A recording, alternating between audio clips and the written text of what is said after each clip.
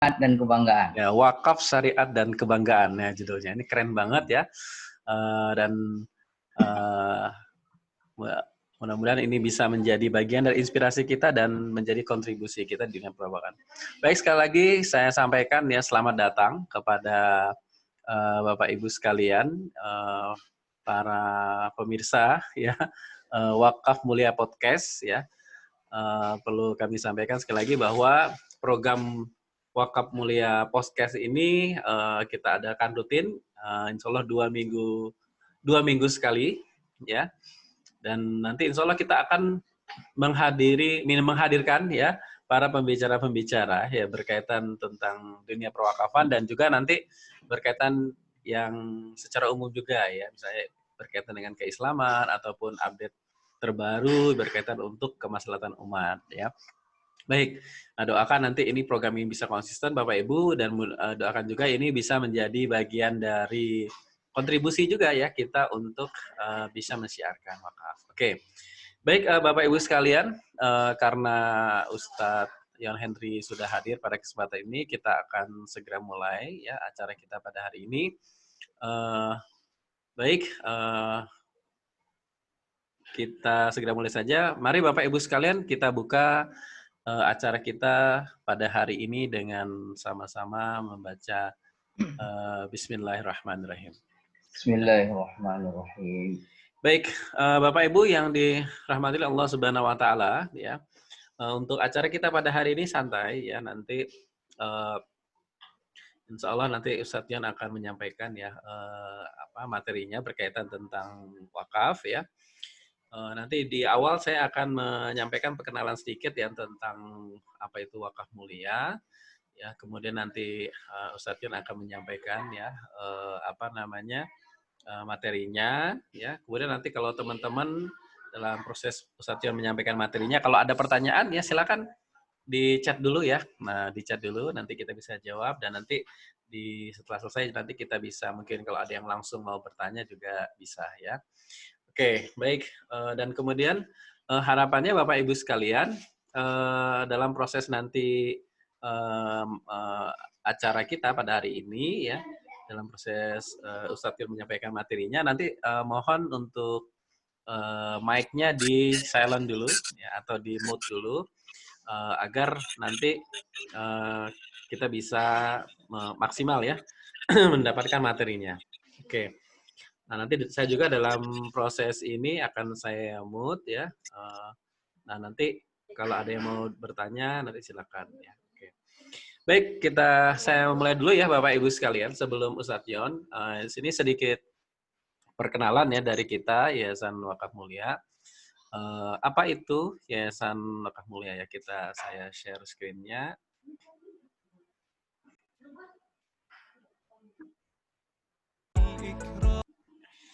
Nah, Bapak Ibu sekalian, Wakaf Mulia Institute ini apa sih? Wakaf Mulia Institute ini adalah sebuah yayasan yang memiliki visi menjadi lembaga terdepan melakukan syiar dan optimalisasi wakaf di Indonesia untuk demi kesejahteraan dan kejayaan umat. Nah, tujuannya pertama adalah syiar. Kita ingin melakukan syiar di tengah masyarakat, baik maupun online maupun secara offline. Kemudian tujuannya juga melakukan kolaborasi di masyarakat, ya. Bagaimana bekerjasama dengan pihak-pihak terkait, ya, dalam rangka kita ingin mengoptimalisasi wakaf. Kemudian kita juga melakukan proses fundraising, ya, membantu masyarakat untuk berwakaf, ya, kemudian disalurkan dengan nazir resmi. Kita juga mengadakan tujuannya adalah memberikan pelatihan-pelatihan ya pada masyarakat maupun kelembagaan berkaitan tentang wakaf, gitu ya. Kemudian kita juga tujuannya adalah membangun komunitas, Bapak Ibu. Jadi kita membangun komunitas para konsultan wakaf yang kita sebut dengan nama pejuang wakaf. Juga kita membangun komunitas para wakif yaitu dengan komunitas wakaf 1 miliar ya. Oke, secara organisasi kita juga membantu mensupport ya lembaga-lembaga terkait ya, yayasan misalnya dalam hal pengembangan wakaf ya. Baik, Dewan pengurusnya dari Yayasan Wakaf Mulia ini ada Ustadz Sahroni, ini pembina yayasan, kemudian Ustadz Yon Henry yang hari ini menjadi pembicara, ini adalah pengawas dari Yayasan Wakaf Mulia, kemudian Eko Prianto, saya sendiri ya sebagai MC ini ketua yayasan, kemudian ada Bu Nur Isnainiati ini sebagai sekretaris yayasan. Nah, dalam melakukan syiarnya kita memiliki 2 corong, ya pokok yaitu ada sekolah wakaf, kemudian ada pejuang wakaf. Kalau sekolah wakaf ini fokus kita adalah ke edukasi ya Bapak Ibu sekalian, dan kalau pejuang wakaf ini lebih fokusnya adalah bagaimana kita membangun komunitas para konsultan wakaf, yang kita sebut dengan pejuang wakaf. Yang konsepnya adalah mereka berwakaf, sekaligus mereka mensiarkan. Nah, kita punya visi untuk pejuang wakaf ini, kita ingin melahirkan 1 juta pejuang wakaf. Ya, insya Allah ya Bapak Ibu sekalian. Oke, nah kita juga memiliki komunitas namanya Komunitas Wakaf 1 miliar. Yang di dalamnya ini melibatkan masyarakat yang memiliki visi untuk bisa berwakaf. Ya, bahkan memiliki impian memiliki wakafnya 1 miliar. Oke. Nah, seperti yang kaos yang saya pakai sekarang ini kaos komunitas wakaf 1 miliar ya. Nah, ini layanan kegiatan kita ya, macam-macam. Kita memiliki beberapa mitra, ada Jurnalis Syariah, ada LMI, iWakaf ya, ada Wakafpreneur, Lazis Jateng, dan Global Wakaf ya, serta banknya dengan Bank Muamalat. Oke, ini kegiatan-kegiatan kita ya. Kalau di masa-masa sebelum COVID ini memang kita biasa mengadakan kegiatan-kegiatan secara offline ya, Bapak Ibu sekalian. Oke. Nah, ini juga audiensi kita dengan Badan Wakaf. Nah, berikut ini ada testimoni dari Badan Wakaf Indonesia. Mari kita simak.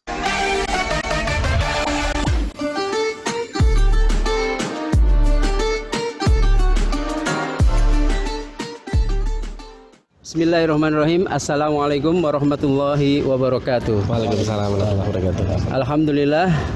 Alhamdulillahirabbil alamin. Saya Imam Nur Aziz, Komisioner Badan Wakaf Indonesia, sangat senang sekali dan mendukung akan lahirnya pejuang-pejuang wakaf. Di samping saya ini Wakaf Mulia, sebuah yayasan yang insya Allah konsisten untuk memajukan literasi wakaf di Indonesia. Karena di Indonesia literasi wakaf ini masih sangat rendah dan perlu banyak sekali dukungan dari teman-teman di Wakaf Mulia. Kita ingin bersinergi, berjamaah, berkolaborasi untuk Indonesia yang lebih bermartabat dengan wakaf. Insya Allah ya. Amin. Takbir, Allahu Akbar. Allahu Akbar. Allahu Akbar. Merdeka. Merdeka. Assalamualaikum warahmatullahi wabarakatuh. Waalaikumsalam. Oke, baik. Itu ya Bapak Ibu. Ya, baik. Nah, apa saja yang kita syiarkan? Wakaf melalui uang, wakaf uang abadi, wakaf uang berjangka, dan ta'awun wakaf. Nah, ini program-program kita ya. Dari seminar konsultan wakaf, seminar strategi fundraising wakaf untuk yayasan pendidikan, Wakaf Mulia Podcast ya, training pejuang wakaf, dan Jumat wakaf Jumat Mulia Berwakaf ya. Baik, ya itu ya Bapak Ibu sekalian mungkin sedikit perkenalan tentang Wakaf Mulia. Baik, kita akan langsung ya masuk ya ke materi kita pada hari ini dengan Ustadz John Henry ya. Baik ya, oke. Assalamualaikum Ustadz. Waalaikumsalam warahmatullahi wabarakatuh. Udah segar nih kayaknya Ustadz nih ya. Gimana di Riau? Aman-aman aja? Alhamdulillah ini sudah hijau kelihatannya zonanya nih. Oh, udah hijau ya? Alhamdulillah ya. Baik, berbahagia sekali hari ini Ustadz Yan sudah siap ini ya akan sharing ya kepada kita ya berkaitan tentang wakaf ya. Jadi nanti diskusinya santai aja ya Ustadz Yan ya. Baik ya. Iya, relax aja ya. Dan ini acara podcast perdana nih Ustadz Yan ya. Wah, ini pembuka ini. Memang kalau pembukanya harus pengawas dulu ini ya. Iya. Dan insya Allah nanti ke depan ya di 2 minggu lagi Ustadz siapa? Randy Saputra. Randy Saputra ya insya Allah sudah menyanggupi untuk mengisi podcast kita pada hari ini, dan ini mudah-mudahan ini menjadi amal jariah ya kita untuk bisa saling sharing ya berkaitan dengan wakaf. Oke, baik Bapak Ibu sekalian ya, Ustadz Yon beliau ini adalah dewan pengawas ya dari Yayasan Wakaf Mulia, dan aktivitas beliau juga banyak juga bergerak di dunia pendidikan ya. Ini sesepuhnya dunia pendidikan di Riau nih ya. yang sudah membina banyak yayasan, dan ya nanti hari ini kita akan belajar ya bersama, dan nanti beliau juga boleh ya nanti kalau mau perkenalkan diri lebih detail lagi. Baik, Bapak Ibu yang dirahmati Allah Subhanahu wa taala, kita langsung saja ya kepada Ustadz Yon untuk menyampaikan ya materinya pada. Oh ya, perlu informasi, acara kita hari ini juga live ya di Facebook ya, di beberapa Facebook, dari Facebook Pejuang Wakaf dan Facebook Wakaf Mulia ya, Wakaf Mulia. Kemudian juga Facebook yang lain ya, beberapa ya. Baik, kita langsung saja kepada Ustadz John, kami persilakan. Baik, terima kasih Ustadz Eko Prianto atas waktunya. Bapak dan Ibu yang dirahmati Allah Subhanahu wa taala. Assalamualaikum warahmatullahi wabarakatuh. Waalaikumsalam. Alhamdulillah, asyhadu an la ilaha illallah wa asyhadu anna Muhammadan abduhu wa rasuluhu la nabiyya ba'da. Allahumma shalli wa sallim wa barik ala nabiyina Muhammadin sallallahu alaihi wasallam.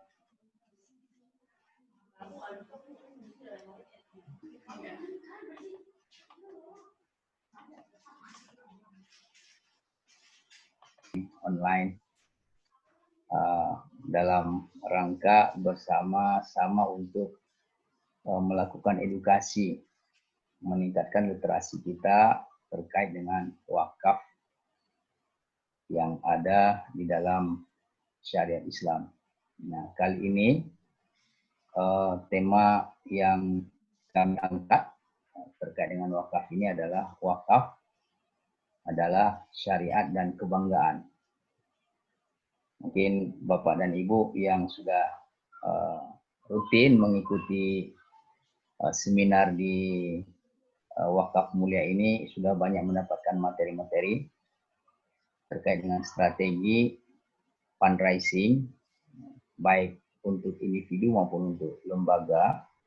Maka kali ini saya coba mengetengahkan untuk kita semua, untuk bahan literasi kita, diskusi kita, pengayaan kita, bagaimana wakaf secara syariat, kemudian wakaf menjadikan kita bangga sebagai seorang hamba Allah Subhanahu wa taala. Sebelumnya izin Ustadz Eko bisa dikasih jalan untuk share screen. Siap. Ya, lanjut Ustadz. Oke.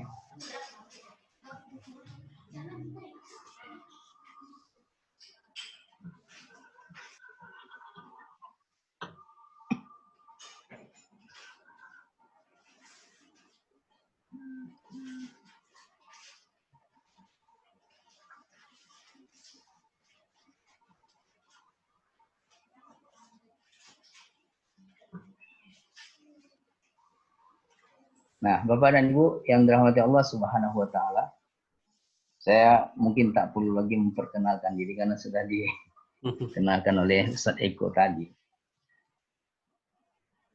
Ketika kita berbicara tentang wakaf sebagai sebuah syariat, maka perlu kita memahami makna wakaf itu.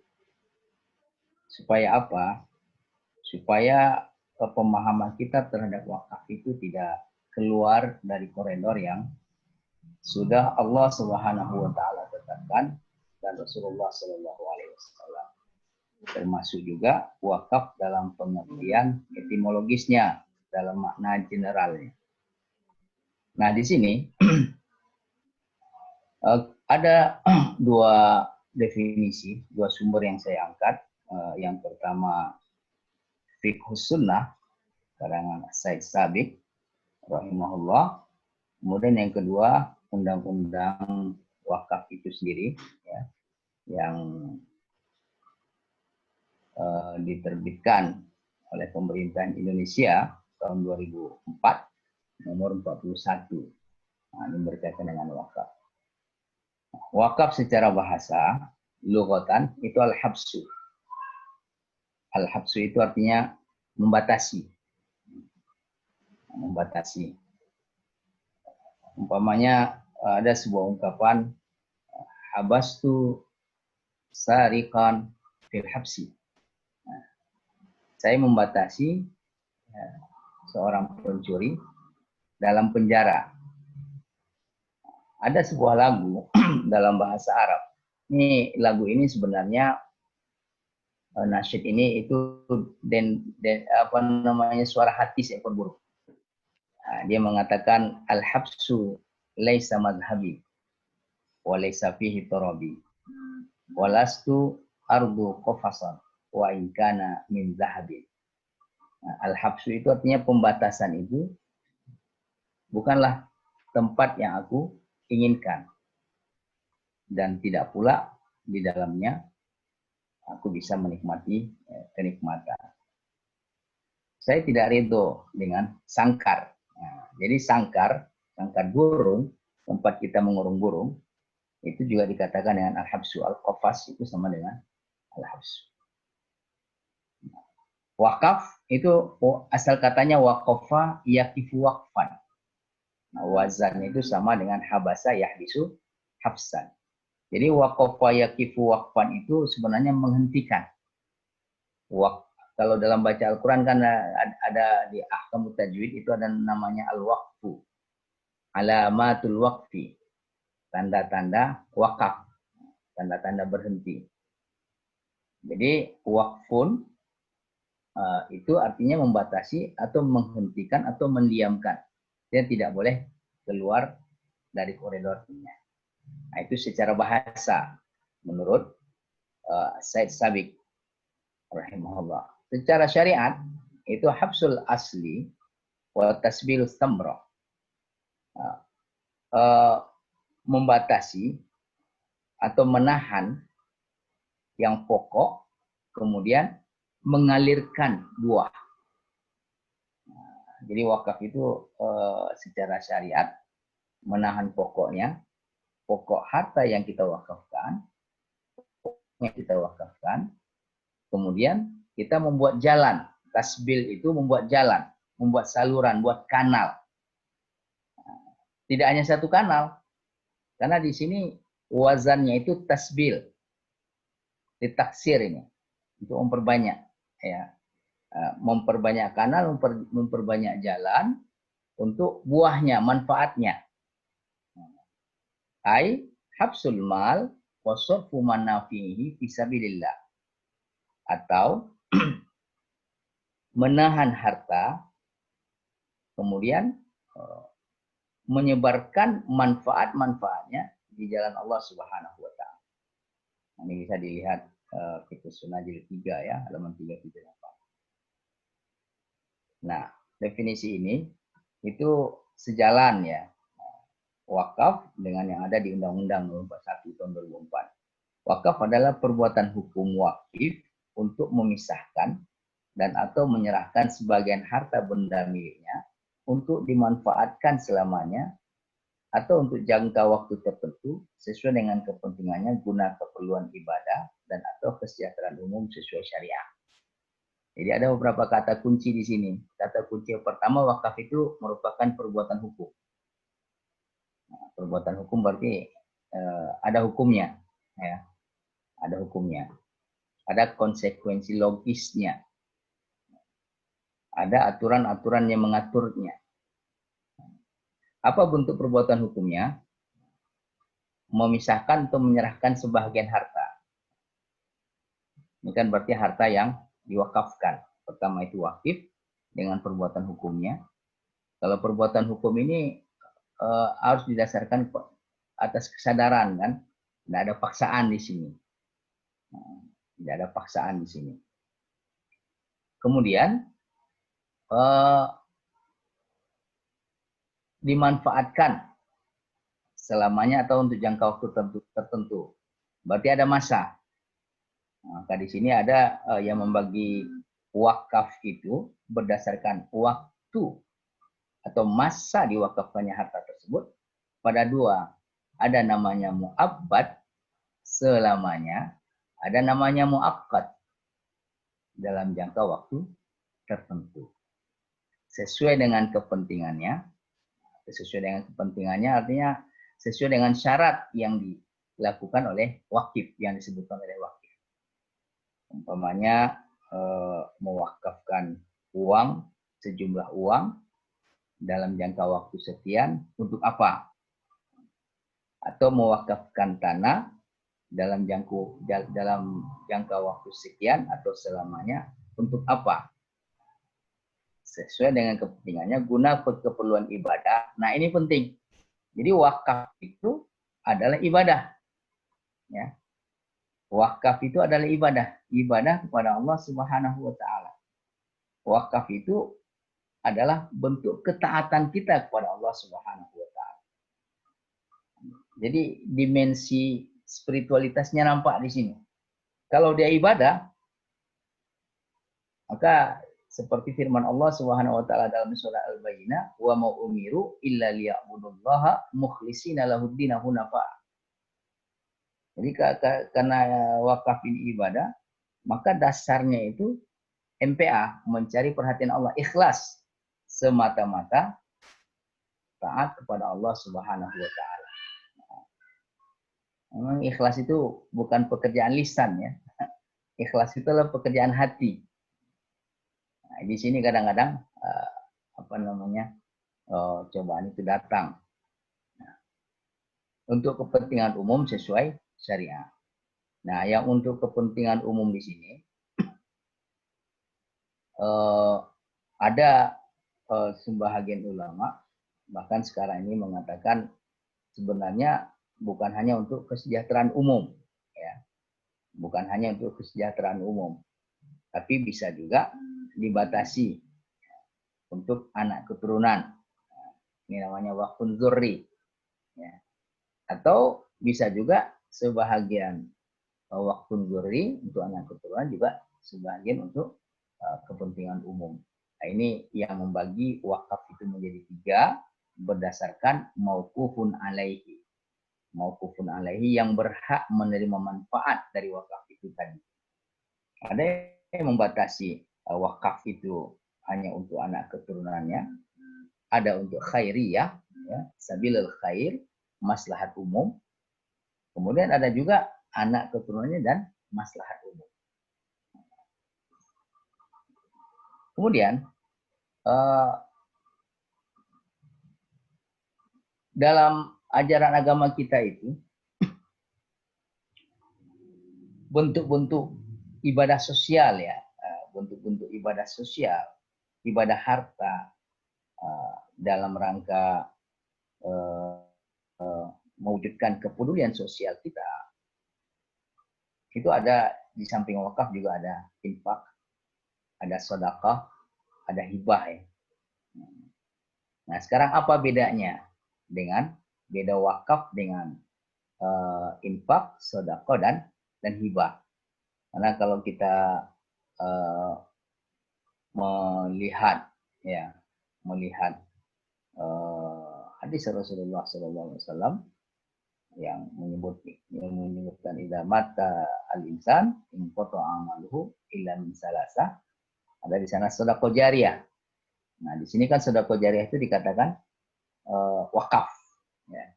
Dimaknai oleh para ulama sebagai wakaf. Ya.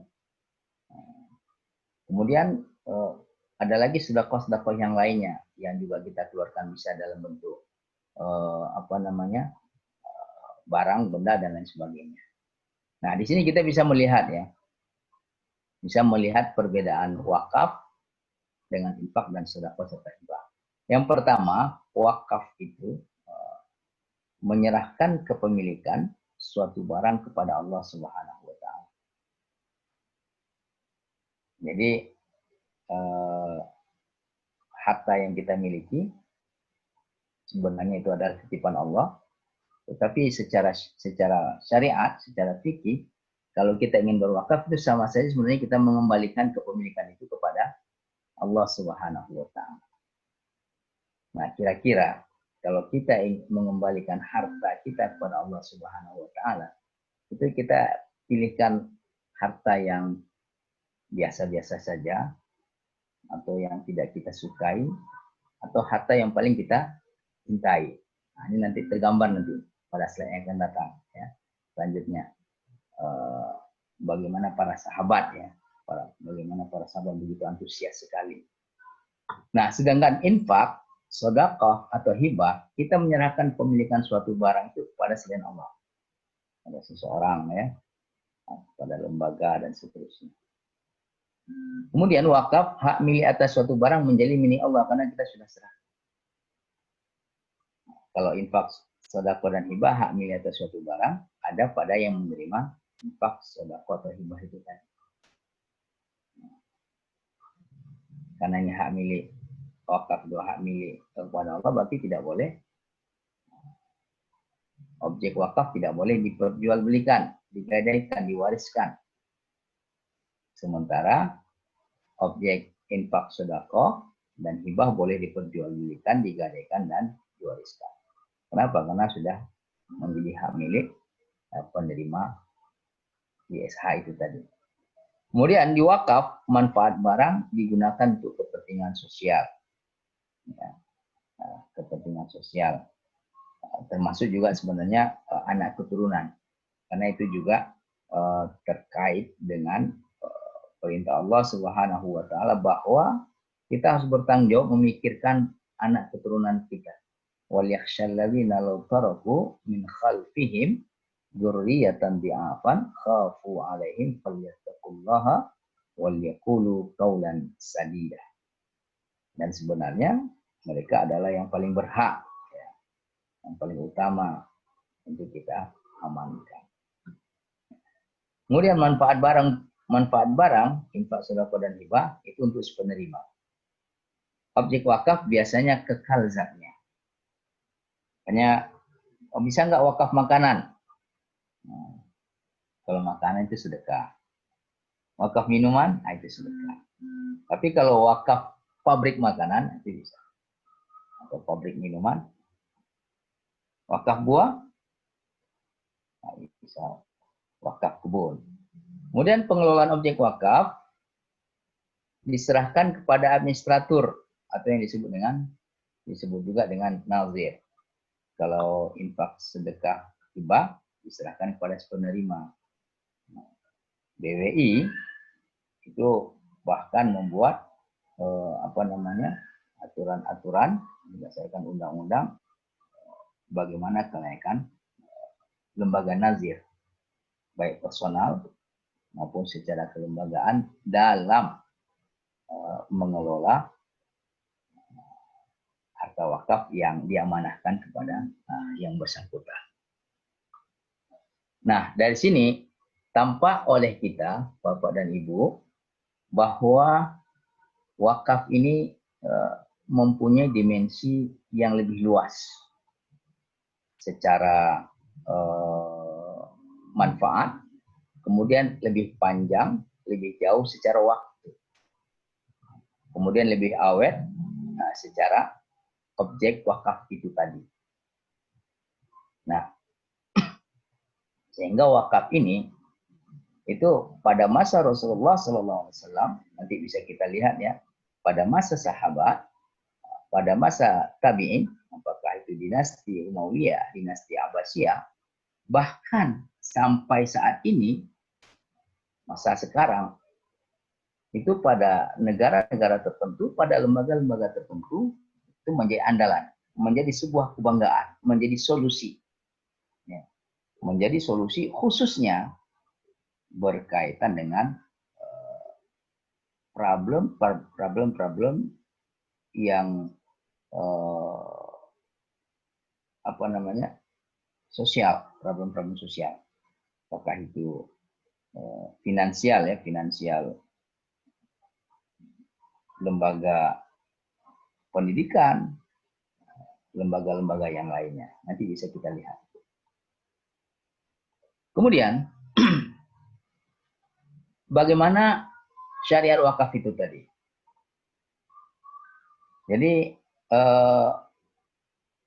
secara soreh, secara tegas, secara jelas, memang kata-kata wakaf itu belum kita temukan, tidak kita temukan.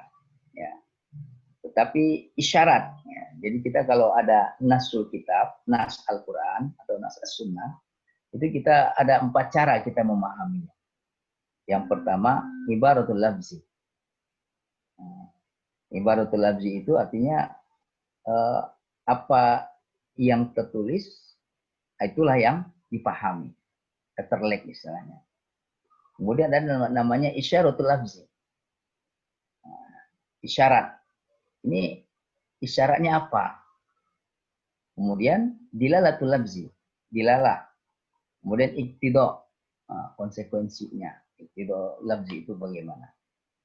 Nah, Allah Subhanahu wa taala mensyariatkan wakaf dan menjadikannya sebagai sarana yang disukainya untuk mendekatkan diri kepadanya. Ini seperti dalam surah Al-Imran ya. Surat Al-Imran ayat 92. Nah, ketika mendengar ayat ini, itu Abu Talha radhiyallahu anhu, seorang Ansar, sahabat Ansar, itu langsung datang kepada Rasulullah SAW. Menyatakan, saya mempunyai sebuah kebun di Bayroha, ya. Dan ini adalah harta yang paling saya cintai, harta yang paling saya sukai, harta yang paling saya senangi. Apa saran Rasulullah SAW? Jual, beliau tidak mau menjual. Saya ingin menjualnya kepada Allah Subhanahu wa taala. Bih, kata Rasulullah SAW. Luar biasa. Ayat apa itu? Itulah surah Al-Imran 92. A'udzubillahi minasyaitonir rajim. Bismillahirrahmanirrahim. Mungkin kita bisa buka Al-Qur'an yang mushaf masing-masing. Tanalul birra hatta tunfiku mimma tuhibbu. Lan itu sekali-kali tidak bakalan. Itu artinya begitu. Lantar do angkal Yahud wal Nasara. Tidak akan pernah.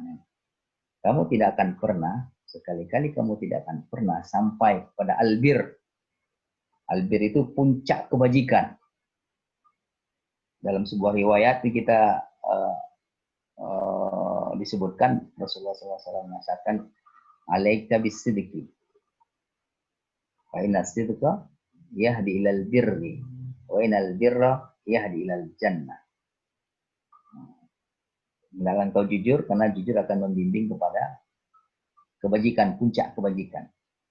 Dan puncak kebajikan ini akan membimbing kepada, membawa kepada surga. Nah, kita tidak akan sampai kepada puncak kebajikan. Artinya sampai kita menginfakkan. Nah, di sini bahasa infak.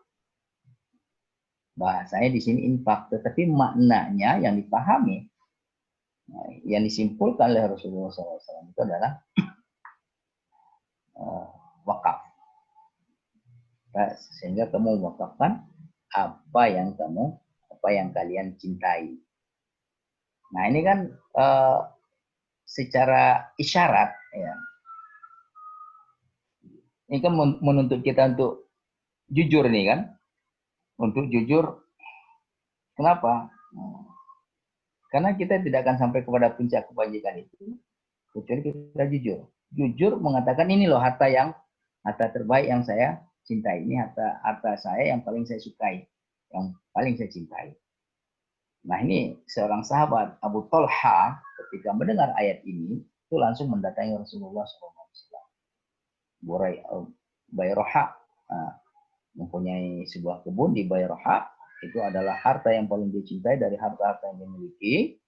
Kenapa? Karena Rasulullah SAW, bukti itu adalah harta yang dicintainya apa? Rasulullah SAW pertama posisinya itu menghadap ke Masjid Nabawi, dekat dari Masjid Nabawi. Kemudian yang kedua, Rasulullah SAW sering masuk ke kebun itu, kemudian meminum dari sumber mata air yang ada di kebun itu. Airnya itu betul-betul menyegarkan. Coba bayangkan, Bapak dan Ibu, orang yang paling mulia saat itu mendatangi kebun kita, kemudian menikmati apa yang ada di dalam kebun kita itu. Barokahnya luar biasa. Jadi inilah sebenarnya menjadikan Abu Talha Al-Ansari radhiyallahu anhu menjadikan harta itu, kebun Bayroha, yang kebunnya yang ada di Bayroha itu sebagai harta yang paling dicintai. Karena sering dimasuki, dikunjungi oleh Rasulullah SAW. Kemudian Rasulullah SAW minum dari sumber mata air yang ada di kebun tersebut. Nah, dapat bayangkan kalau ada air yang disukai oleh Rasulullah SAW, berarti air itu barokah. Air itu luar biasa. Kemudian di dalam surat Yasin ayat 12 itu juga Allah Subhanahu wa taala menegaskan. Kemudian para ulama memahami secara isyarat maknanya. Apa itu? Inna nahnu nuhyil mauta wa naktubu ma qaddamu wa atharahum wa kulla syai'in ahsaynahu fi imamin mubin. Sungguh kami menghidupkan yang mati dan kami menulis apa yang telah mereka lakukan dan juga bekas-bekas dampak-dampak pengaruh-pengaruh mereka tinggalkan. Artinya apa? Apa yang bisa apa yang bisa berlanjut setelah kita wafat? Amalan-amalan baik, pahala-pahala yang baik yang terus mengalir meskipun kita sudah wafat. Tidak lain tidak bukan sedekah jariyah. Salah satu dari yang 3 ya. Bahkan ada riwayat yang lain mengatakan nanti ada itu nazamnya 1 dari 10. Sedekah jariyah itu wakaf.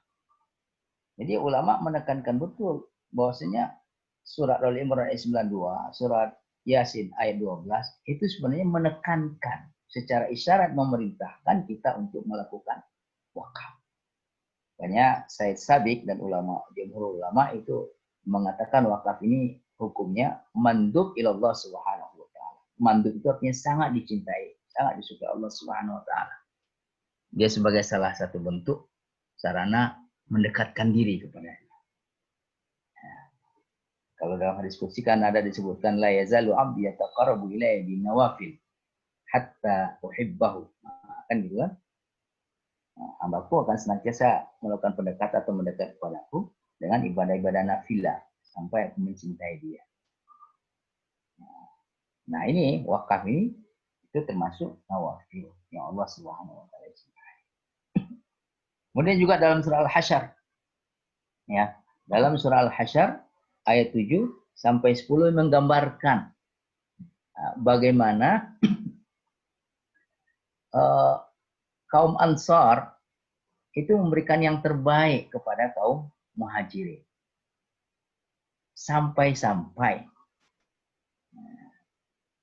hal yang betul-betul sangat dibutuhkan oleh kaum Ansar, kemudian pada saat itu dia juga melihat sahabatnya dari kaum Muhajirin membutuhkan, dia lebih mendahulukan sahabatnya kaum Muhajirin.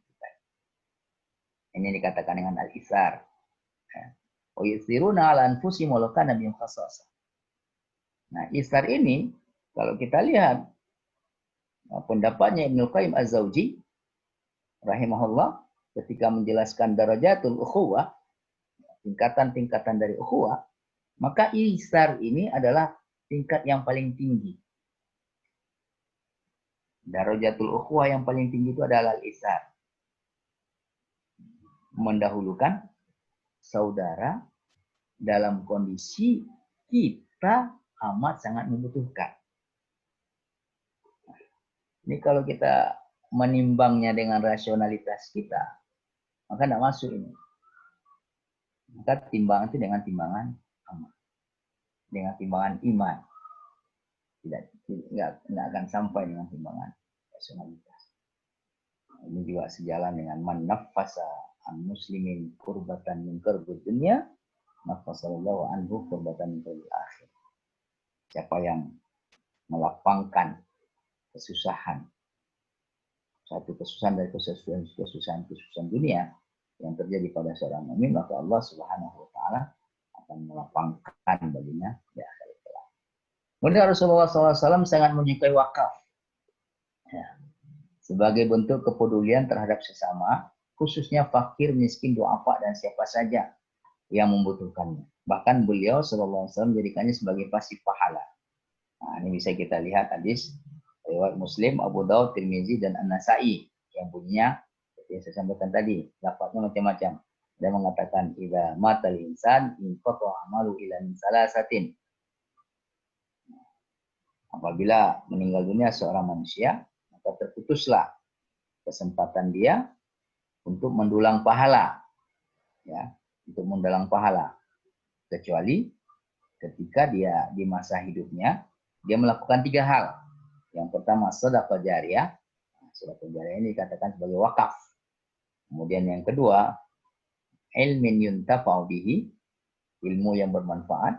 Kemudian yang ketiga, waladin sholihin yad'u lahu, anak soleh yang mendoakannya. Nah, jadi wakaf ini termasuk sebagai pasif pahala ini. Termasuk pasif pahala. Kenapa? Karena kita care, peduli, ya. Peduli terhadap sesama, khususnya fakir miskin dan duafa. Nah, kalau dalam hadis riwayat Ibnu Majah itu tidak 3, 10. Ini yang 10 itu dibuat oleh Jalaluddin Asyuyuti rahimahullah dalam bentuk nazam. Nazam itu semacam syair, ya, semacam pantun, ya. Kalau di Melayu itu namanya tunjuk ajar.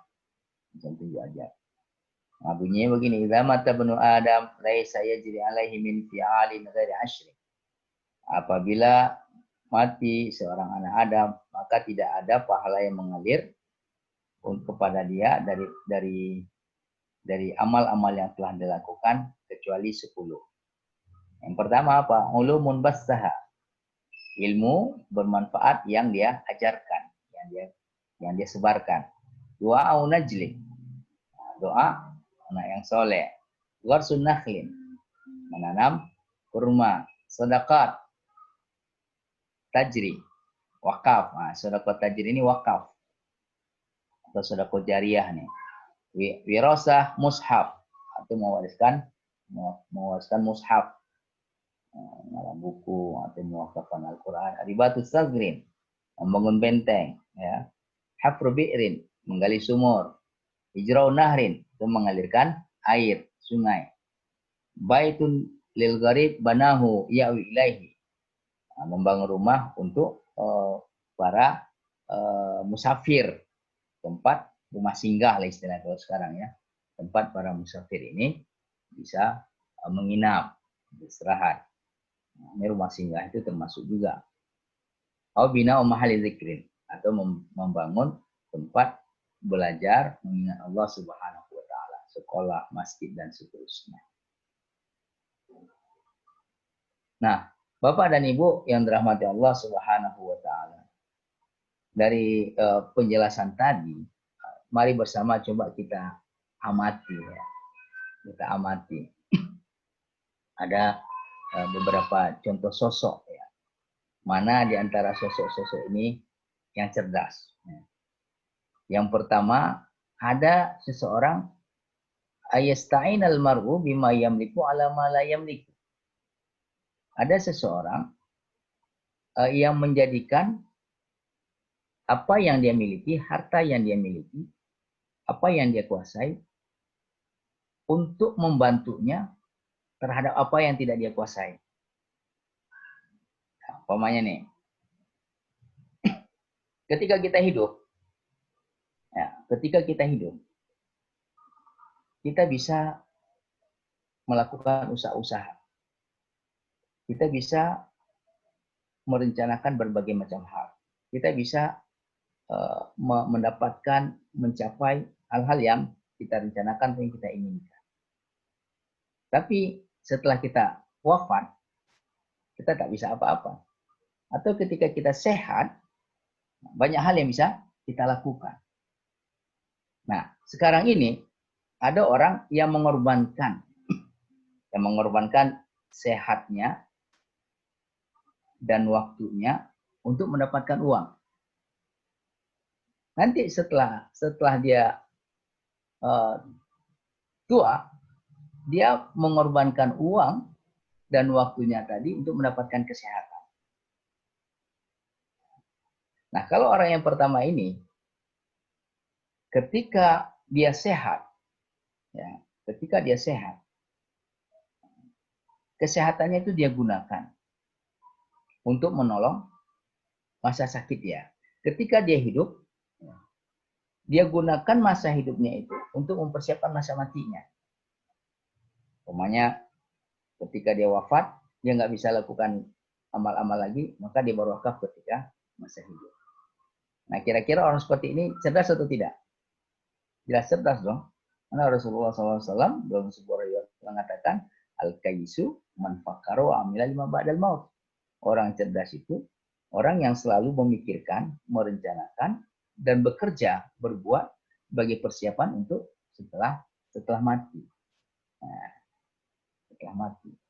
Bukan orang yang hidup untuk hidup, tetapi orang yang hidup untuk mati. Kemudian ada lagi ayyamlikal abdu khairan wa firan wa malan kasiran wa hadduhu li ghairi la li nafsihi. Ada lagi orang memiliki harta yang banyak,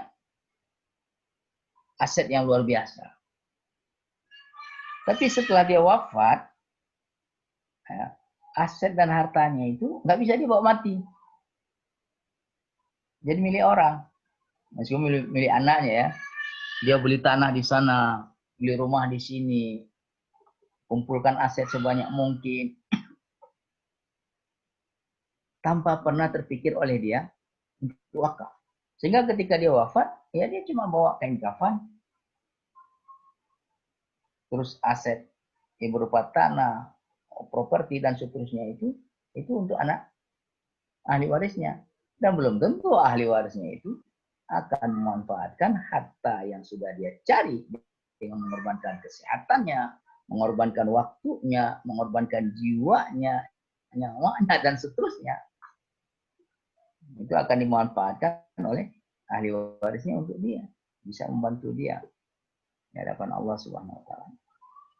Nah, orang seperti ini tentu merugi. Ada lagi yuqaddimu ba'du ma fi yadihi li mustaqbalihi. Ada orang mempunyai harta, kemudian harta ini dia gunakan untuk masa depannya. Ini kan juga termasuk cerdas ini. Kita di dunia ini itu masa kita sekarang, masa depan kita ke akhirat. Nah, jadi wakaf itu bisa juga kita sebutkan sebenarnya mitigasi resiko akhirat. Perencanaan yang kita lakukan sebagai antisipasi apabila di akhirat nanti kita mendapatkan kondisi yang tidak kita inginkan. Artinya kalau di akhirat nanti setelah kita wafat, kemudian ternyata buku amal kita terima dengan tangan kiri, kalau kita berwakaf, itu bisa mengupgrade, ya, mengupgrade pahala kita. Ada lagi orang yang punya harta, kemudian membangun akhiratnya dengan apa yang dimiliki di dunia. Nah, ini juga wakaf, ini orang cerdas ini. Ada lagi seorang hamba yang memiliki harta yang banyak, kemudian memiliki aset yang luar biasa, tapi manfaatnya hanya untuk ahli warisnya, tidak untuk dia. Ini juga merugi ini. Ada lagi yang memiliki al-abdu khairan wa firan wa malan kasiran fabaki amaluhu fi dunya wa lam yantafi bi syai'in minhu fi akhirih fi ukhrahu. Ada juga yang seperti itu, hartanya tidak membantu dia sedikit pun di akhirat. Nah, dan seterusnya. Jadi sesungguhnya untuk mengetahui kecerdasan, mengukur apakah orang yang cerdas atau tidak cerdas itu bisa dilihat dari apakah dia sudah berwakaf atau belum. Kalau dia belum berwakaf, itu masih belum cerdas. Nah, kita lihat bagaimana cerdasnya Nabi Muhammad SAW dan para sahabat. Ya. Kita lihat bagaimana wakaf Nabi Muhammad SAW. Awal waqfin wa waqfu Rasulullah SAW wa khairik pada ghazwati Uhud. Jadi wakaf yang pertama kali di dalam Islam itu adalah wakafnya Rasulullah SAW dari kebun milik Muhairik. Itu terjadi setelah perang Uhud. Muhairik ini berwasiat apabila dia terbunuh syahid dalam perang Uhud itu, maka hartanya diberikan kepada Rasulullah SAW. Maka ketika dia terbunuh, Rasulullah SAW ambil harta tersebut. Setelah itu harta itu Rasulullah SAW sedekahkan manfaatnya. Artinya Rasulullah SAW wakafkan, ya, wakafkan fisabilillah. Nah, jumlahnya itu ada sab'atu hawaid, ada 7, ya, 7 tempat lah ya. 7, kalau sekarang mungkin 7 warung atau 7 hektar ke apa gitu. Dan ini terletak di perkampungan Bani Nazir. Kemudian wakaf Rasulullah SAW juga, An Anas radhiyallahu anhu qala amara Nabi sallallahu alaihi wasallam bibina'il masjid. Jadi Nabi Muhammad sallallahu alaihi wasallam memerintahkan para sahabat untuk membangun masjid. Kemudian ketika Masjid Nabawi yang ada sekarang ini, kemudian ketika membangun masjid tersebut ada tanah kebun Bani Najjar yang terkena itu dari perencanaan masjid yang akan dibangun. Kemudian Rasulullah SAW panggil Bani Najjar, mukanya. Rasulullah SAW berkatakan, ya Bani Najjar, saminuni bihaitikum hadza. Coba tentukan harganya biar saya beli. Kemudian Bani Najjar mengatakan, qalu la wallahi la natlubu thamanahu illa ilallah. Masya Allah. Kami tidak, ya Rasulullah SAW. Demi Allah, kami tidak akan pernah meminta harganya kecuali kepada Allah Subhanahu wa taala. Artinya Bani Najjar tidak menjual ini kepada manusia, bahkan pada Nabi Muhammad SAW, tapi menjualnya kepada Allah. Dia mewakafkannya di jalan Allah Subhanahu wa taala. Itulah sekarang jadi Masjid Nabawi. Nanti kita lihat bagaimana manfaatnya. Kemudian para sahabat juga begitu. Jadi para sahabat ketika mendengar ayat suci Al-Quran lan tanul birra dan seterusnya, hadis Rasulullah SAW, ida mata insan qata amal dan seterusnya, para sahabat begitu antusias sekali. Ada ulama mengatakan wal waqfu min khasaisil Islam. Jadi wakaf ini adalah kebanggaan, kekhasan, ciri khas dari Islam. Tidak ada di agama-agama lain konsep wakaf ini. Meskipun konsep wakaf ini juga dipakai oleh agama-agama lain dan lembaga-lembaga pendidikan agama lain. Wa huwa mimma ikhtassa bihil muslimun. Nah, wakaf ini adalah yang dikhususkan untuk orang-orang muslim. Wa ma baqiya ahad min ashabi Rasulullah sallallahu alaihi wasallam lahu maqdirah illa waqaf. Jadi tidak ada seorang sahabat pun dari sahabat Rasulullah sallallahu alaihi wasallam yang mempunyai kemampuan, mempunyai harta, kecuali mereka wakaf. Nah, contohnya Abu Bakar Siddiq radhiyallahu anhu, beliau mewakafkan sebidang tanahnya di Makkah yang diperuntukkan untuk anak keturunannya yang datang ke Makkah. Nah, ini namanya waqfun dzurri. Umar bin Khattab radhiyallahu anhu mewakafkan kebun kesayangannya di Khaybar untuk memanfaatkan hasilnya untuk kaum muslimin. Ini namanya waqful khairi, untuk kemaslahatan umum. Ini jenis wakaf berdasarkan mauquf alaihi. Kemudian Utsman ibnu Affan radhiyallahu anhu membeli sumur Raumah seharga 35.000 dirham. Nah, saya nggak tahu nih, mungkin ada yang bisa menghitung 35.000 dirham itu berapa rupiah kalau menghitung sekarang ini.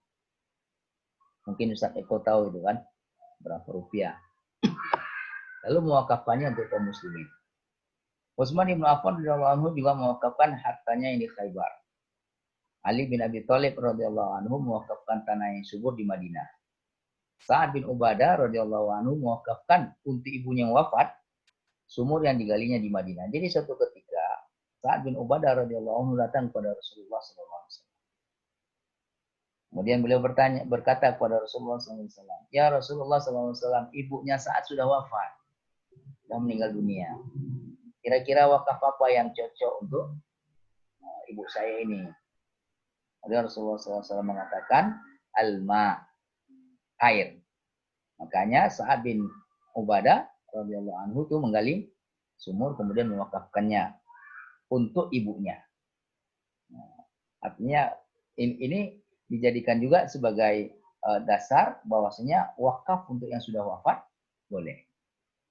Ya, wakaf untuk yang sudah wafat boleh, seperti yang dilakukan oleh Sa'ad bin Ubadah radhiyallahu anhu. Kemudian Abu Talha Al-Ansari radhiyallahu anhu, seperti yang disampaikan tadi, mewakafkan kebun yang paling disukai di Bayroha, ya, tepat menghadap Masjid Nabawi. Dapat kita bayangkan itu, pahalanya mengalir hingga sekarang. Yang sudah umroh itu bisa terbayang di Masjid Nabawi itu di samping berapa ribu bahkan juta yang melaksanakan sholat di sana, ada majelis ilmunya di sana, berapa ribu majelis ilmu yang ada di sana, dan seterusnya. Khalid bin Walid radhiyallahu anhu juga mewakafkan peralatan dan senjata perangnya di jalan Allah Subhanahu wa taala. Habasa Khalid bin Walid, kata Rasulullah SAW, andra' silah, peralatan perang yang dia miliki fi sabilillah di jalan Allah Subhanahu wa taala. Muaz ibn Jabal radhiyallahu anhu mewakafkan rumahnya yang dikenal dengan Darul Ansar.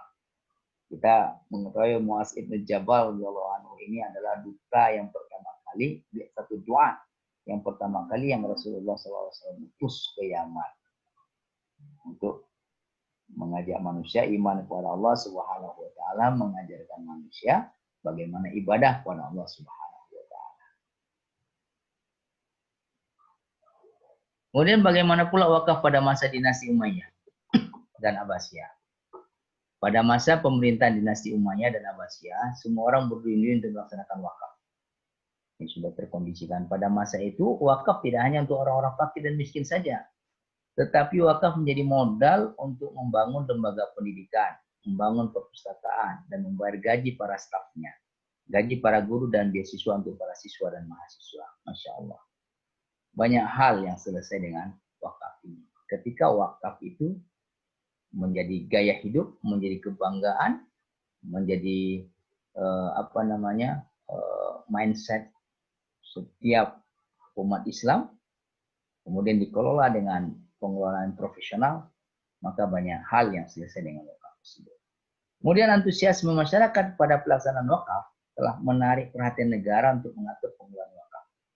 Maka dalam perkembangan berikutnya mulai dibentuk lembaga yang mengatur wakaf. Lembaga ini bertugas untuk mengelola, memelihara, dan menggunakan harta wakaf, baik secara umum seperti masjid atau secara individu atau keluarga. Nah, Taubah bin Ghar al-Hadrami yang menjabat sebagai hakim di Mesir pada masa Khalifah Hisham ibnu Abdul Malik 724-743 Masehi dari dinasti Umayyah misalnya telah merintis pengelolaan wakaf di bawah pengawasan seorang hakim. Nah, ini hakim itu qadhi itu biasanya ahli fikih, ahli hadis, ahli tafsir. Karena biasanya masalah wakaf itu banyak masalah-masalah turunannya yang membutuhkan istihad basyari saat itu. Maka di sini Khalifah mengamanahkan pengelolaan wakaf itu kepada hakim. Ia juga menetapkan formula pendaftaran khusus dan kantor untuk mencatat mengawasi wakaf di daerahnya. Upaya ini mencapai puncaknya dengan didirikannya kantor wakaf untuk pendaftaran dan melakukan kontrol yang dikaitkan dengan kepala pengadilan yang biasa disebut dengan hakimnya para hakim. Mungkin kalau di sini Mahkamah Agung lah ya, di bawah Mahkamah Agung masuk. Lembaga wakaf ini yang pertama kali dilakukan dalam administrasi wakaf di Mesir, bahkan di seluruh negeri Islam pada masa itu. Pada saat itu juga Hakim Taubah mendirikan lembaga wakaf di Basrah. Sejak itulah pengelolaan wakaf berada di bawah kewenangan lembaga kehakiman.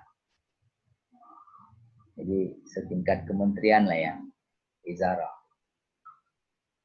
Kemudian keberadaan lembaga wakaf ini juga diteruskan pada masa pemerintahan dinasti Abbasiyah.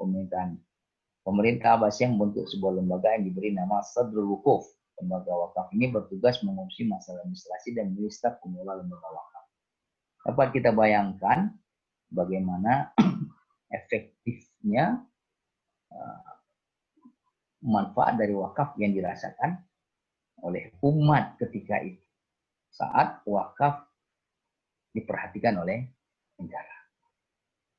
Kemudian bentuk perhatian itu pengelolaan wakaf ini dikelola oleh pejabat di tingkat Mahkamah Agung lah ya, lembaga tinggi negara. Itu kan sejajar dengan presiden bukan itu. Nah, Bapak dan Ibu yang dirahmati Allah Subhanahu wa taala. Sekarang bisa kita lihat wakaf yang bisa membanggakan kita. Artinya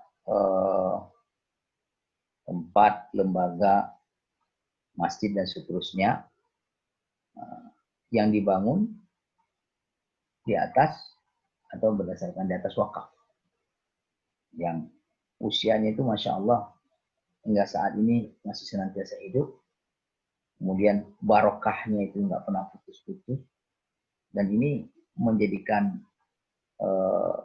wakaf itu sesuatu yang membanggakan umat Islam. Yang seperti kita lihat Masjidil Haram ya. Nah, Masjidil Haram itu lahannya itu adalah wakaf, tanahnya itu wakaf, itu dikelola oleh King Abdul Aziz Foundation kalau saya nggak keliru. Nanti itu ada. Kemudian Masjid Nabawi, ya, seperti yang kita lihat itu tadi, kita dengar tadi, ini juga ada dari Bani Najjar, juga ada dari Abu Talha ya, yang di sana.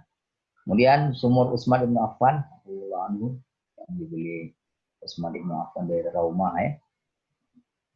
Kemudian kebun kurma, sekarang sudah bisa dari hasil kebun kurma ya, dari yang diwakafkan itu ya, sudah mendirikan bank, hotel dan seterusnya. Kan kalau di Saudi Arabia itu Madinah University, Madinah Islamic University, rata-rata beasiswa lah.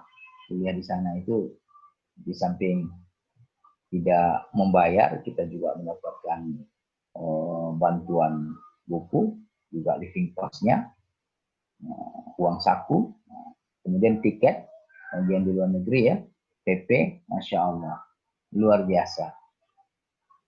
Itu semua jelas-jelas dari manfaat wakaf.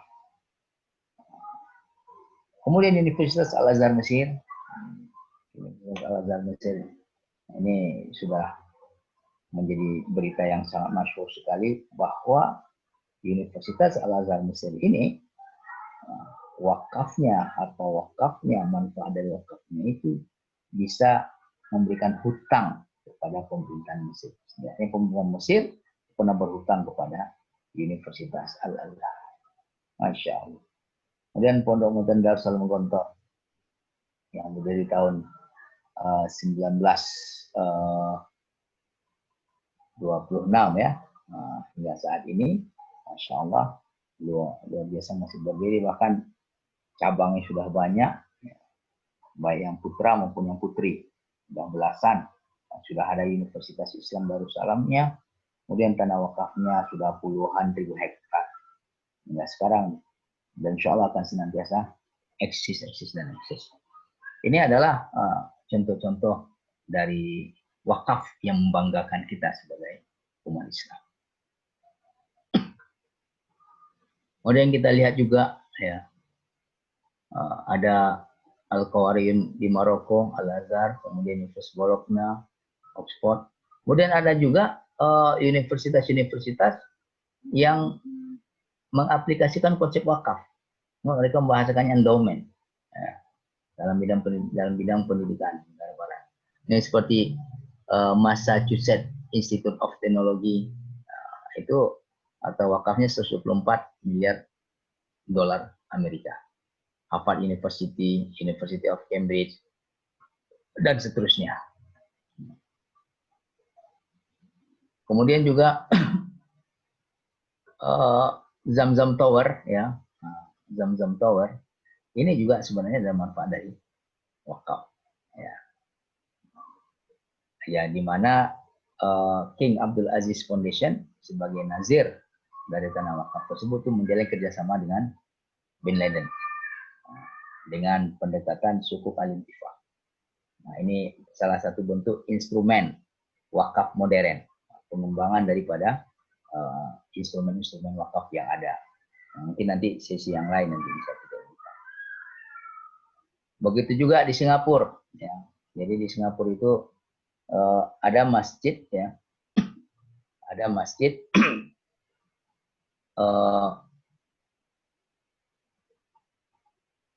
di posisinya itu di tempat yang sangat strategis, tetapi pengembangannya terbatas ketika itu. Kemudian ada investor, maka dilakukanlah kerjasama antara Nazir dengan investor tersebut, ya, waris manajemen, ya, dalam bentuk sukuk al-musyarakah, sehingga dibangunlah di atas masjid itu dirobohkan, kemudian dibangun apartemen, kemudian di lantai atasnya, karena wakafnya itu digunakan untuk wakifnya mengatakan itu masjid, di atasnya dibangun masjid. Jadi pokok dari wakaf sebagai tujuan pertama dari wakaf itu adalah membangun masjid tetap ada, gitu.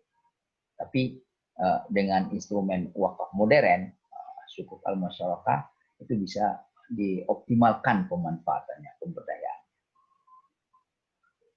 Nah, ini ada Terminal Johor, Larkin Sentral namanya. Jadi kalau di Malaysia itu urusan negara itu Perdana Menteri, urusan agama itu Sultan. Nah, Sultan itu Sultan Johor itu pernah membuat kebijakan bahwa semua perusahaan-perusahaan negara itu harus mewakafkan 10% dari labanya. Nah, kemudian labanya itu dikelola oleh Nazir One Corp. Nazirnya An-Nur namanya, ya. Kemudian melakukan kerjasama dengan One Corp dengan konsep inisial wakif offering. Nah, sehingga dengan begitu dibangunlah di atas tanah wakaf yang ada itu terminal. Kemudian terminal itu diserahkan pengelolanya kepada Nazir dengan bekerja sama dengan One Corp itu tadi. Nah, Masya Allah, sangat luar biasa sekali, ya, Bapak dan Ibu yang dirahmati Allah Subhanahu wa Ta'ala, bahwa wakaf, ya, wakaf yang Allah Subhanahu wa Ta'ala syariatkan, yang Rasulullah SAW kepada sahabat contohkan, itu merupakan sebuah instrumen yang sangat efektif sekali, di samping mendekatkan diri kita kepada Allah Subhanahu wa Ta'ala, samping bisa menghasilkan pasif pahala kita, itu juga bisa meningkatkan kualitas kehidupan sosial, baik secara finansial, secara ekonominya, maupun secara pendidikan, kebudayaan, dan keamanan. Wallahu a'lam bishawab.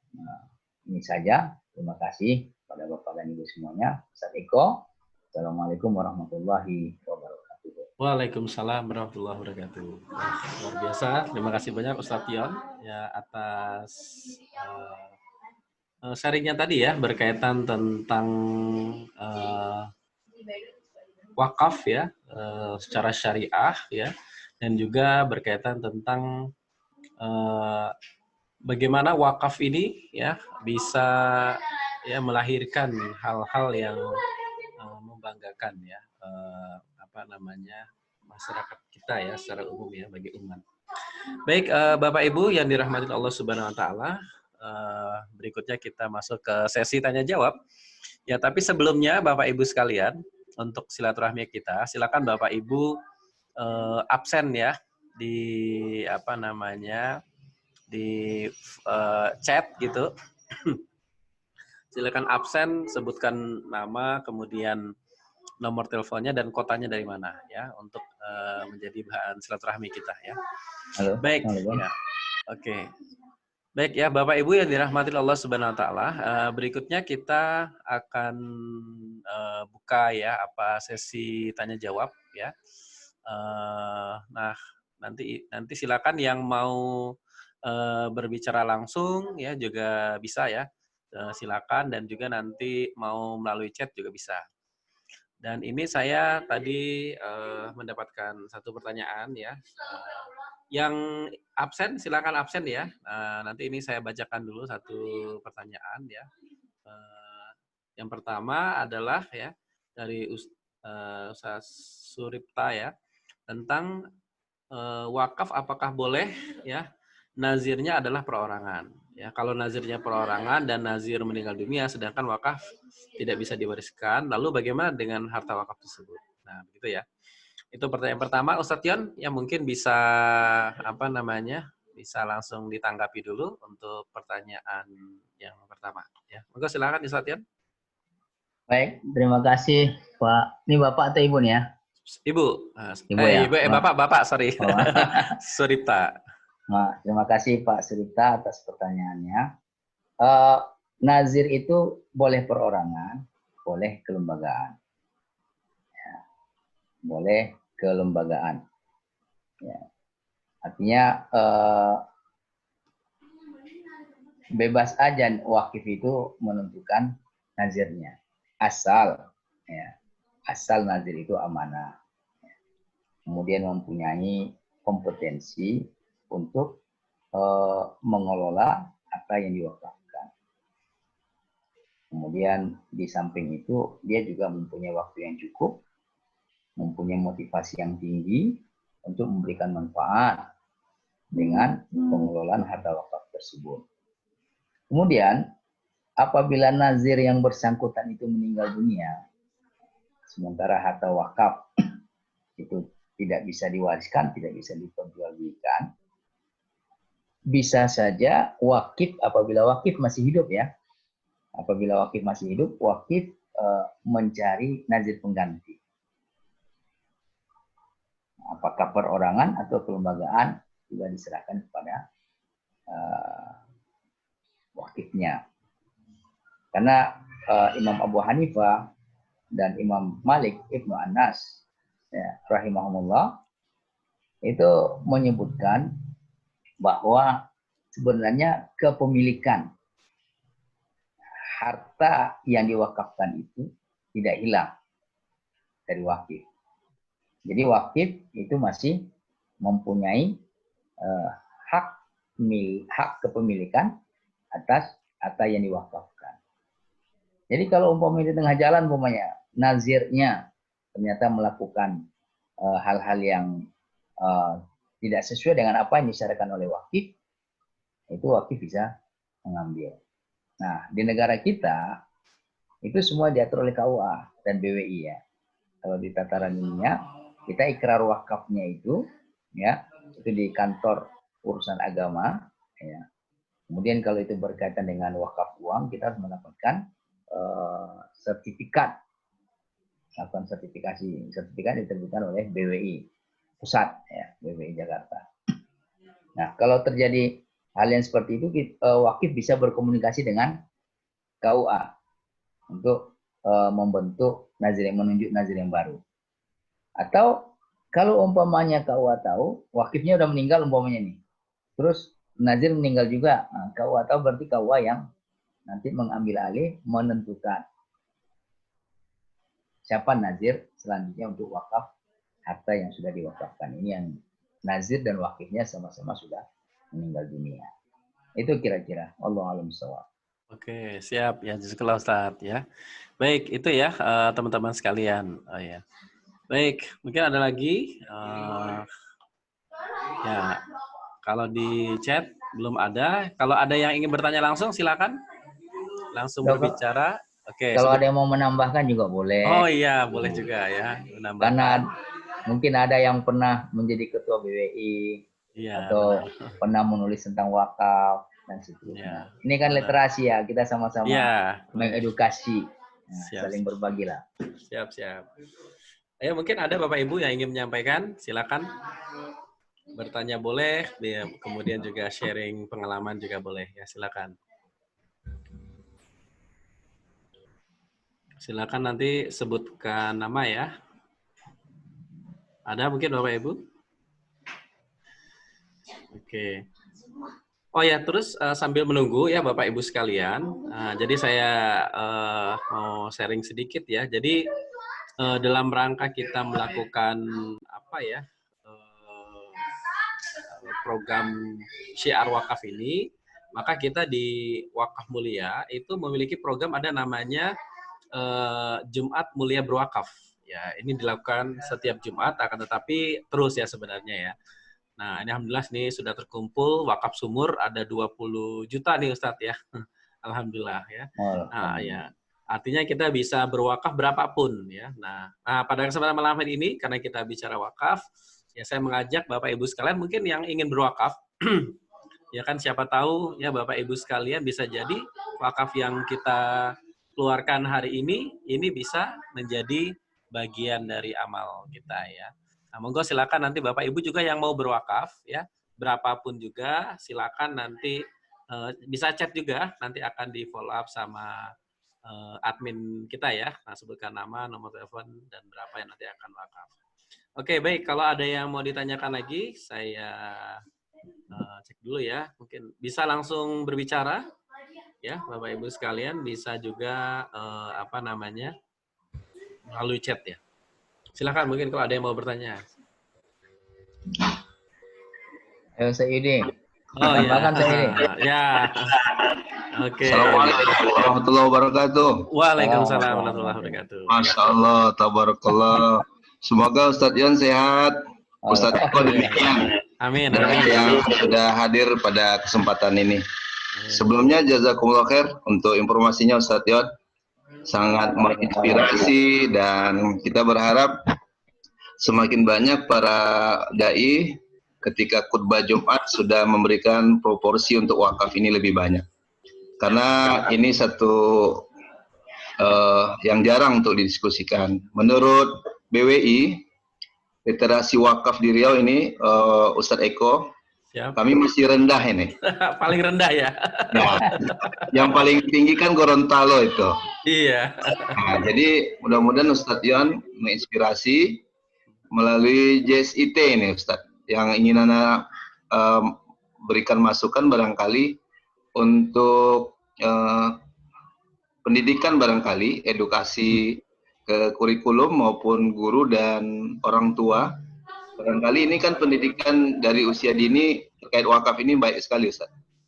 Sehingga JSIT juga bisa menggawangi agar wakaf ini benar-benar menggugah lah di dunia pendidikan. Barangkali ini tambahan saja Ustaz. Tambahan tugas untuk JSIT ke depan insyaallah. Terima kasih. Assalamualaikum warahmatullahi wabarakatuh. Waalaikumsalam.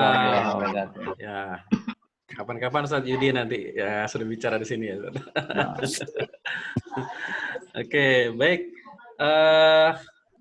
Ini Ustaz Yan, ya mungkin dijawab dulu Ustaz. Ya, saya tanggapi dahulu ya. Siap. Baik, alhamdulillah terima kasih nih Ustaz Yudi, Dr. Yudi Irwan atas masukannya, sarannya, juga tugasnya nih.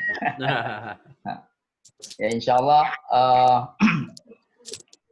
sesuai dengan hasil riset yang dilakukan oleh BWI yang sudah dipublis, yang sudah sama-sama kita ketahui bahwa di kampung kita nih di Riau itu literasi masyarakat terkait dengan wakaf itu masih di angka 57-an kalau nggak salah dari skala 100 ya, dan ini menjadi posisi paling bontot. Ini di satu sisi adalah masalah, tapi di sisi yang lain ini peluang ini. Jadi saya sepakat dengan Ustadz Yudi tadi, bagaimana kita bisa menjadikan mimbar-mimbar, apakah mimbar Jumat atau mimbar Reboan, Kamisan dan seterusnya yang dimiliki oleh para dai yang ada di seluruh Indonesia, khususnya di Riau ini, juga mengangkat tema tentang wakaf ini, tema tentang wakaf, sehingga masyarakat kita yang selama ini memahami wakaf itu 3M, makam, masjid, madrasah atau madrasah, itu bisa kita berikan penetrasi, bisa kita berikan simulasi terkait dengan instrumen wakaf modern saat ini. Banyak sekali sebenarnya instrumen wakaf modern yang ada saat ini. Seperti yang saya kutip dari yang disampaikan oleh Pak Imam Teguh Sabtono ya. mantan direktur utama kalau nggak salah, mantan direktur utama BNI Syariah kalau saya nggak keliru ya. Itu beliau memberikan contoh-contoh instrumen wakaf modern. Yang pertama, cash wakaf deposit. Nah, ini hampir bisa dikatakan mayoritas dari kita itu mempunyai rekening ya, mempunyai rekening di bank-bank. Tapi belum terbayangkan bahwasanya deposito itu bisa diwakafkan. Karena image sementara ini wakaf itu seakan-akan harta yang hilang, harta yang berpindah. Padahal kalau dari definisi wakaf berdasarkan undang-undang maupun definisi wakaf berdasarkan yang disampaikan oleh Said Sabiq dalam kitab Sunnah itu tadi, itu ada muaqqatan, ada muabbadan. Ada yang berjangka waktu tertentu, ada yang abadi. Nah, deposit ini kan masuk dalam kategori muaqqatan ini, berjangka. Ada juga deposit link wakaf. Ada cash wakaf deposit, ada deposit link wakaf. Nah, ini kan perlu edukasi ini terkait yang seperti ini. Ada sukuk link wakaf, ada cash wakaf link sukuk. Nah, gitu kan? Ada wakaf saham, ada wakaf manfaat asuransi. Nah, ini wakaf manfaat asuransi ini sebenarnya pola kerjanya itu seperti iuran RT gitu kan. Yang mana ketika ditetapkan iuran per kakak itu sekian per bulan, maka disepakati yang berhak mendapatkan ini adalah bla bla bla bla bla, kemudian jumlahnya bla bla bla bla bla. Nah, kan gitu kan. Terus iuran ini itu kan tidak pernah berhenti. Terus. Nah, terus. Nah, yang mendapatkan pertama kali ya sesuai dengan kriteria itulah. Kalau umpamanya yang sakit di opname sekian hari, nah ini namanya tabaruk wakaf kalau dalam bahasanya Ustaz Eko ya, atau tahun wakaf. Ini ada lagi macam-macamnya. Ada inisial wakif offering. Nah, ini yang seperti yang dilakukan oleh Kesultanan Johor, Langkir itu, yang akhirnya diserahkan untuk mengelola sebuah terminal, Masya Allah. Nah, ini yang terbaru ini wakafpreneur dengan beberapa lembaga wakaf yang ada di Asia, ASEAN ini itu mendirikan ASEAN Mall kalau nggak salah. Nah, ASEAN Mall ini dibangun dengan dana wakaf. Dana wakaf maksudnya dana dari manfaat wakaf itu tadi, harta yang diwakafkan. Jadi Masya Allah nih Ustadz Yudi, kita harus bersinergi, berkolaborasi, kemudian bersama-sama melakukan edukasi terhadap lingkungan kita, terhadap masyarakat kita. Mudah-mudahan Allah Subhanahu wa Ta'ala memberikan taufik dan inayah untuk kita semua. Terima kasih. Oke, siap. Baik, Ustaz Jazakallah. Baik, berikutnya ini ada pertanyaan lagi. Nah, ini ada pertanyaan ini dulu. Adakah yang lebih mana yang lebih utama ya antara wakaf dengan infak sedekah, Ustaz? Nah, ini. Iya. Enggak dari Abdullah. Enggak, silakan. Ya, baik. Terima kasih Pak Abdullah ya. Ya. Ini masalah utama, dua-duanya sebenarnya punya fadilah. Dua-duanya mempunyai keutamaan. Ayyuhuma afdol, kan gitu kan. Mana di antara keduanya itu yang lebih utama. Ini kita tinjau dari sudut pandang kemanfaatannya. Maka berdasarkan analisa tadi kan, perbedaan wakaf dengan infak, sedekah dan hibah itu tadi. Kalau dilihat dari manfaatnya, wakaf ini manfaatnya lebih panjang dan lebih umum. Lebih lama dan lebih umum. Sementara sedekah itu terbatas. Terbatas. Kemudian manfaat kepada yang berwakaf atau yang bersedekah. Nah, kalau sedekah itu bisa menggugurkan dosa. Kenapa? Karena bersedekah itu pahalanya itu masalah habbatin ambatat sab'a sanabila. Fi kulli sumbulatin mi'atu habbah. Ada 700 kali lipat ya, pahalanya. Ya. Itu sedekah yang tidak terikat. Kalau sedekah terikat seperti zakat, itu membersihkan harta kita. Jadi biasanya sedekah itu ada manfaat-manfaat khusus untuk sedekah itu. Kalau umpamanya rezeki kita seret, kita bersedekah. Kalau anak kita bermasalah, kita bersedekah. Ini juga sebagai takarrub kepada Allah Subhanahu wa Ta'ala. Kemudian kalau kita tinjau dari kelanggengan pahalanya itu, maka wakaf ini akan berkeseterusan. Nah, dampaknya luar biasa. Jadi dua-duanya Allah Subhanahu wa Ta'ala sukai. Tinggal kita mau pilih yang mana ini.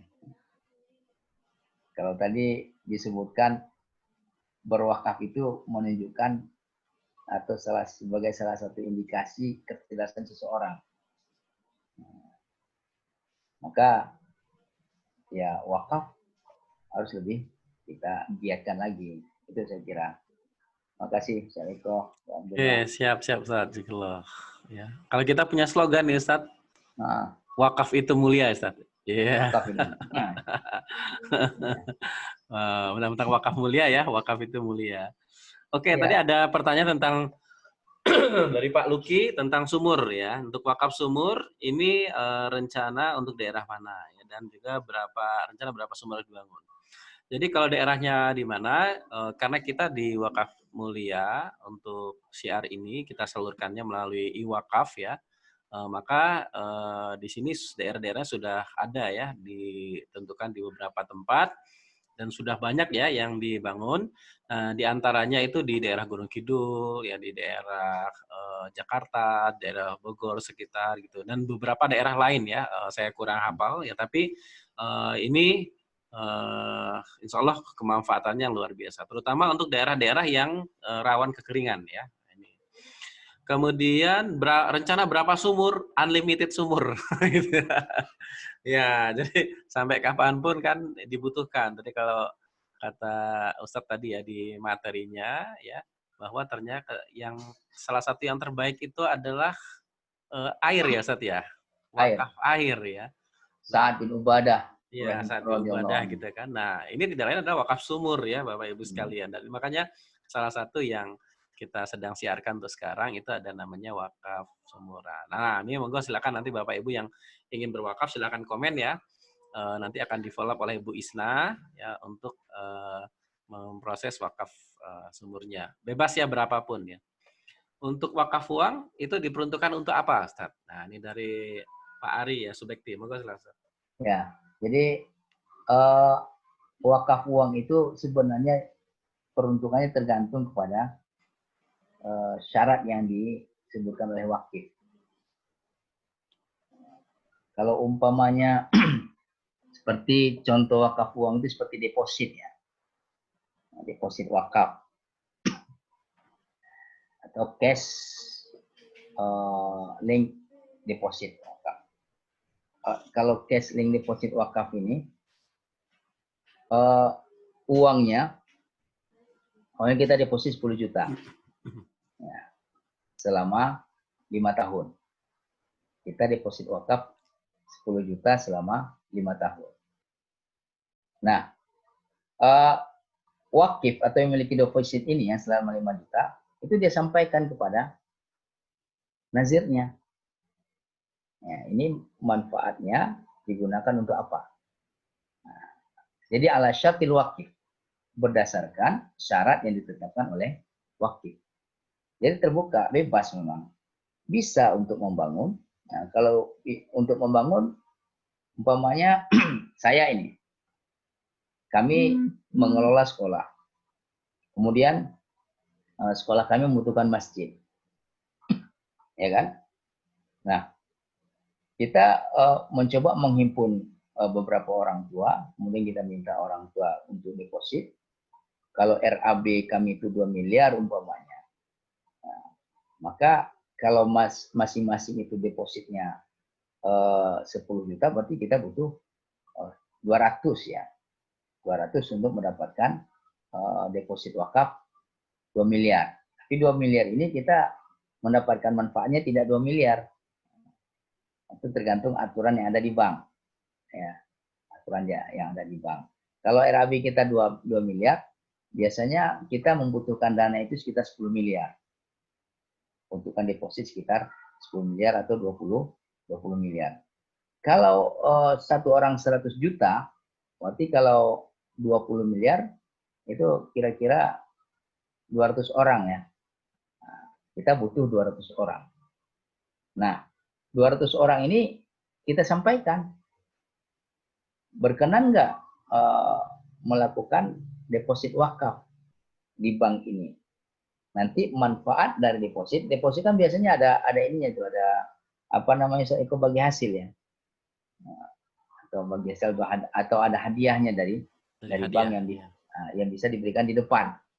Nanti kita sampaikan kepada bank, kita punya nasabah yang komitmen untuk deposit 100 juta selama 5 tahun, ada 200 orang. Nah, itu kan 20 M itu. Nah, biasanya itu hadiahnya itu sekian persen gitu. Sekian persen itu kita minta di depan. Nah, kita sampaikan untuk bangun masjid. Jadi manfaatnya itu untuk bangun masjid. Sebenarnya dapat 2 itu. Yang wakaf uang ini dapat 2. Yang pertama, uangnya itu bermanfaat. Kemudian yang kedua, kalau hasil dari uang itu digunakan untuk membangun, maka bangunan itu selama dimanfaatkan, pahalanya juga berkelanjutan. Nah, jadi tidak ada ketentuan khusus terkait dengan wakaf uang ini. Semuanya tergantung kepada apa yang disarankan oleh wakif. Yang wakif itu tadi. Wallahu a'lam.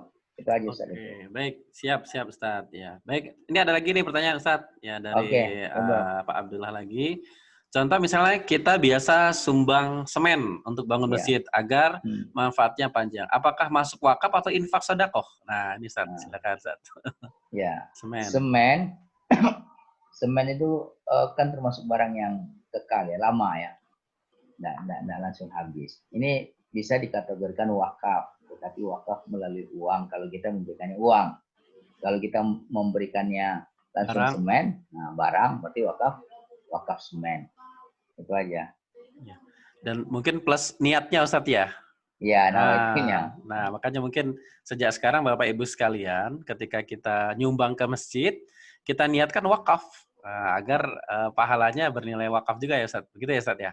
Iya, dampaknya panjang.